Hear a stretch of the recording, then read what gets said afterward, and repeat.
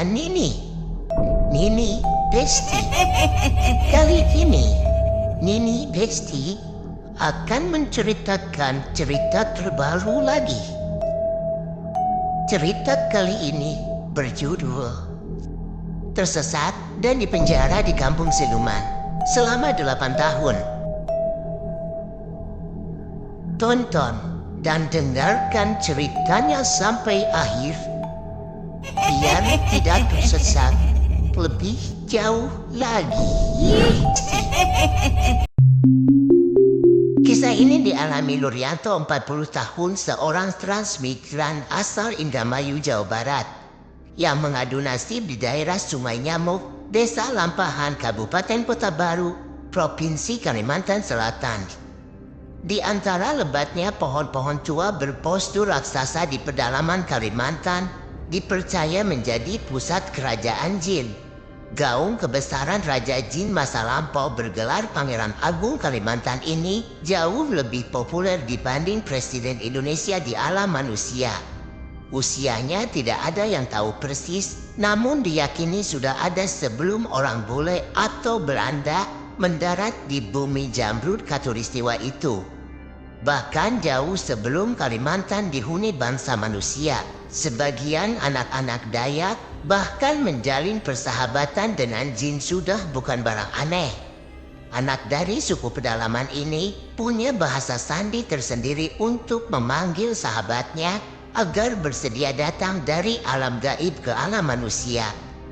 Beda dengan mantra para supranatural yang panjang berkelok-kelok, bagi anak Dayak hanya cukup menyebutkan beberapa kata ke arah batang pohon tua dan besar hanya dalam hitungan menit. Dari dalam batang pohon raksasa itu keluarlah jin dalam wujud anak sebaya anak manusia yang mengundangnya. Kisah ini dimulai ketika suatu siang di awal Maret tahun 2000, Kang Nur uring-uringan. Pasalnya biasanya pada jam-jam itu, Rohmah 40 tahun sudah datang ke ladang mengantar makan pagi. Entah kenapa hampir tengah hari, istrinya itu masih belum juga datang. Sambil menahan dongkol disertai deraan lapar yang melilit, Kang Nur meninggalkan ladang, maksudnya hendak mendamprat sang istri yang telat mengantar makan pagi. 1 jam perjalanan membelah perkebunan, Kang Nur tiba juga di rumah sederhana itu. Rumahnya terlihat sepi. Dia sengaja muncul dari pintu dapur. Keheningan rumah memancing kecurigaan. Laki-laki berpostur kurus itu pun beranjak meninggalkan dapur menuju ruang tengah.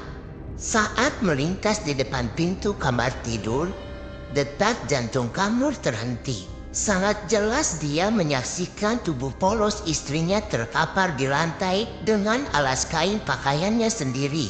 Kang Nur langsung menubruk sambil menanyakan peristiwa yang dialami.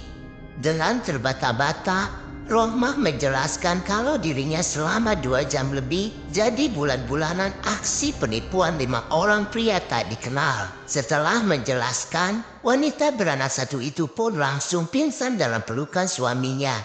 Kang Nur murka, tapi karena yakin kelima pria pemerkosa istrinya itu kelompok penjahat yang biasa bersembunyi dari kejaran polisi di dalam hutan, Kang Nur tidak bernyali untuk melakukan pengejaran karena akibatnya nyawanya sendiri bisa terancam.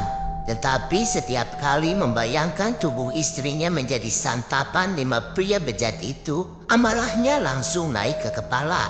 Pada puncaknya, kejiwaan Kang Nur mulai terguncang. Selang 1 bulan setelah peristiwa itu, Kang Nur meninggalkan gudang menuju ladang. Anehnya, lajur ladang seluas 2 hektar itu dia tinggalkan dan semakin lama langkahnya semakin jauh meninggalkan daerah Sungai Nyamuk, di mana lokasi tersebut sudah dibuka pemerintah setempat untuk aktivitas para transmigran. Beberapa jam berikutnya, langkah Kang Nur menembus batas rahan dengan pepohonan raksasa yang sangat rapat di sekelilingnya.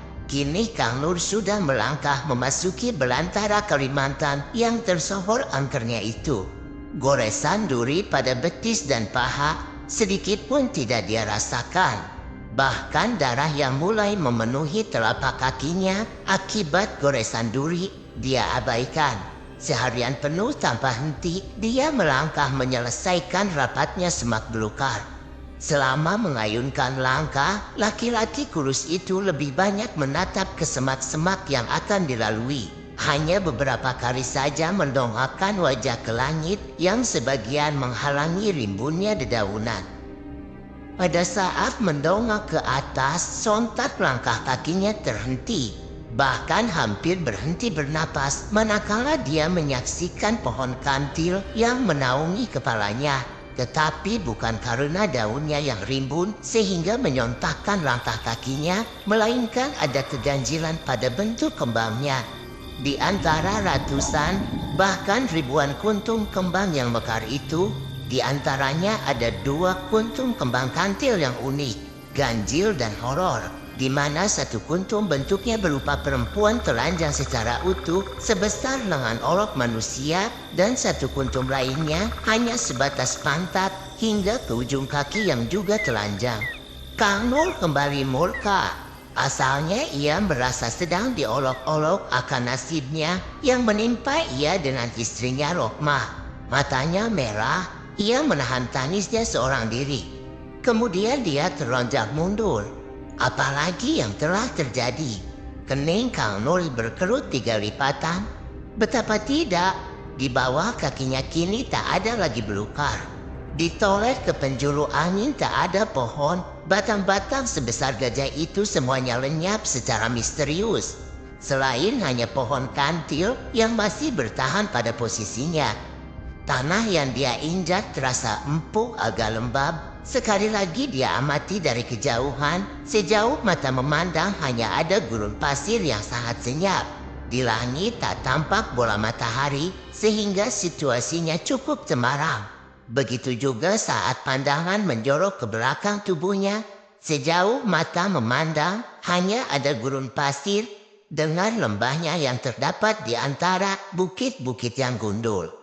Keputusan pun sangat sulit untuk diambil. Apakah melangkah kembali ke belakang atau melanjutkan langkah ke depan menuju daerah yang samar-samar asing bagi Kang Nur. Tetapi apapun yang akan terjadi, Kang Nur memutuskan untuk tetap melanjutkan langkahnya, meninggalkan pohon kantil yang misterius itu. Tak kenal lelah dan haus, langkah kaki Kang Nur terus terayun tanpa arah. Hingga satu lembah sudah dilalui dan kini bergerak mendaki bukit gundul setinggi ratusan meter. Di puncak bukit, Kang Nur menghentikan langkah, memandang lembah di depannya.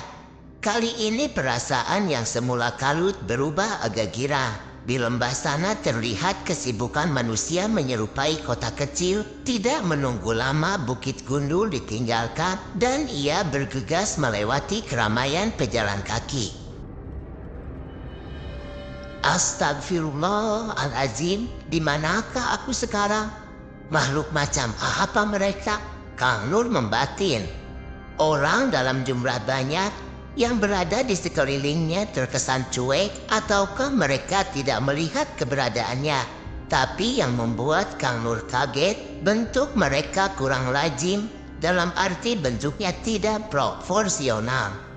Ada yang kurus tapi perutnya sebesar perdaringan tempat penyimpanan beras. Ada orang kurus kepalanya besar menyerupai balon. Ada juga yang sebaliknya.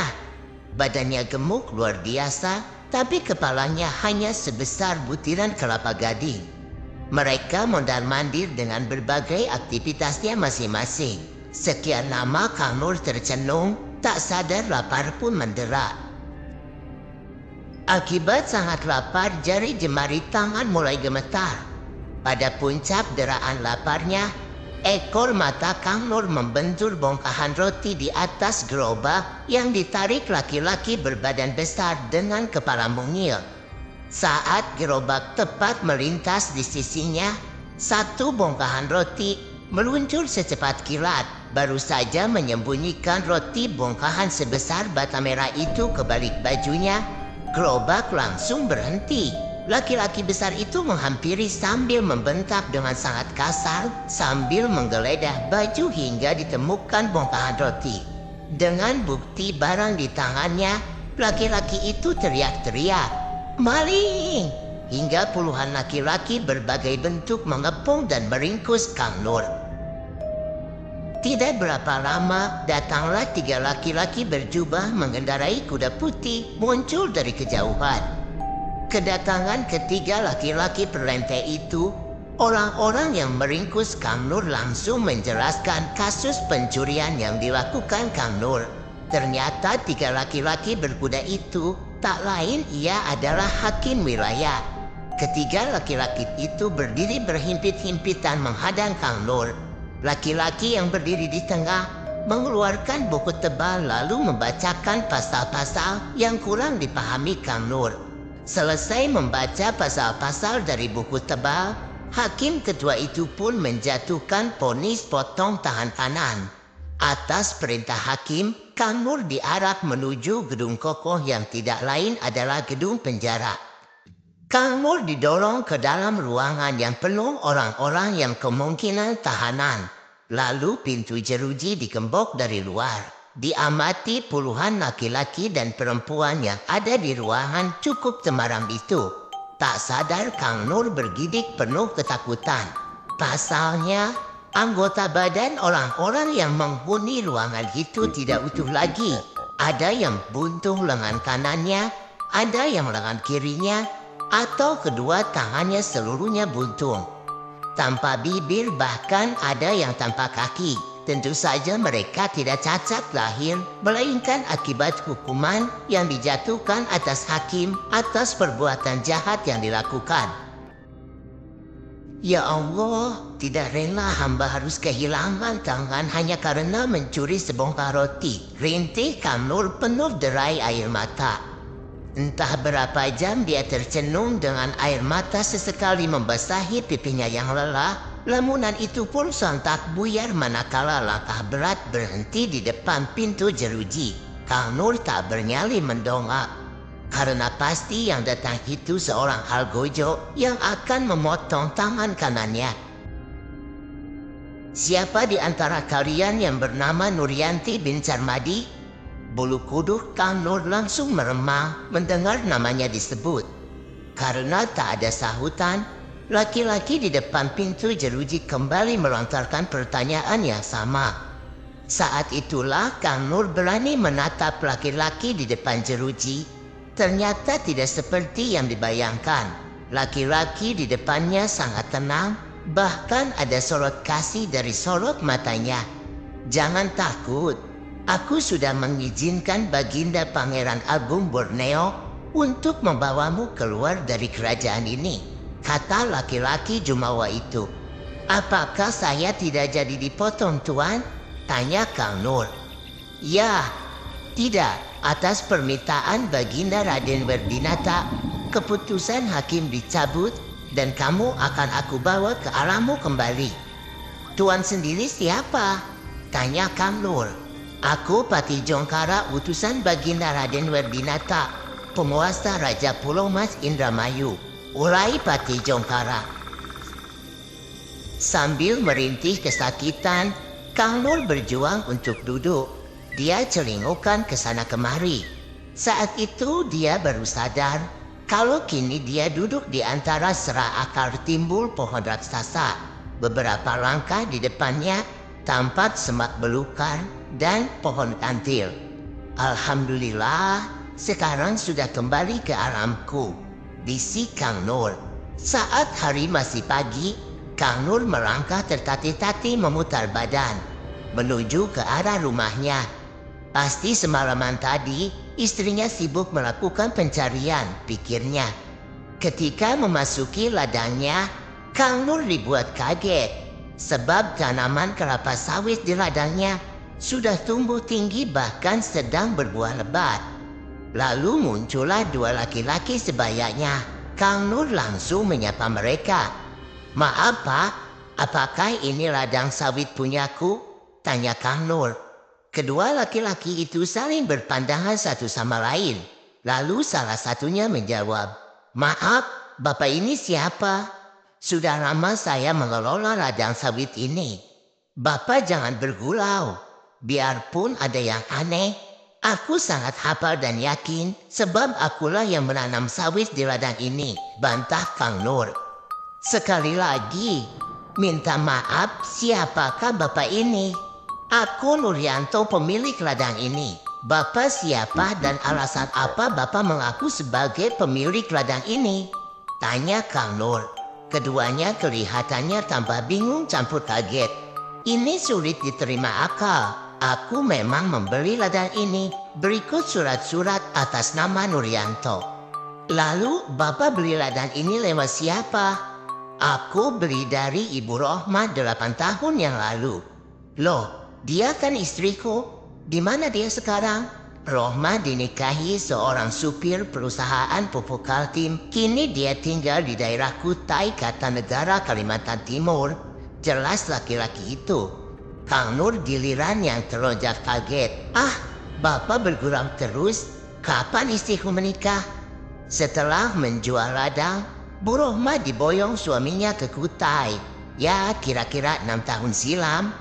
Kang Nur tidak percaya. Bergegas dia lari meninggalkan dua laki-laki tadi menuju rumahnya. Kembali dia dibuat bingung. Rumah yang dia tuju sudah berbeda jauh. Kini sudah ada 3 rumah yang cukup mewah dengan dinding bercat kuning dan di teras ditemui seorang wanita parubaya tak dikenal bersama 2 anak kecil.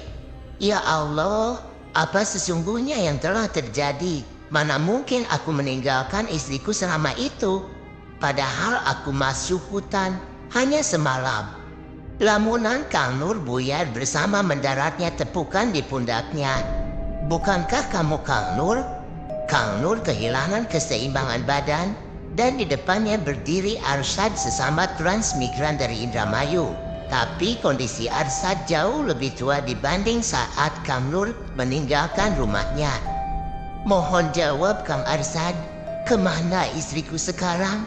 Tanya Kang Nur setengah menangis. Saya sendiri kaget. Ternyata kamu masih hidup, jawab Arsyad.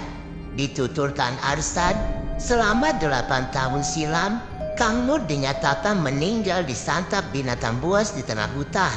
Segala pencarian gagal total. Selang 2 tahun setelah kehilangan Kang Nur, datang sejumlah armada truk pengangkut pupuk untuk dijual di perkebunan ladang sawit.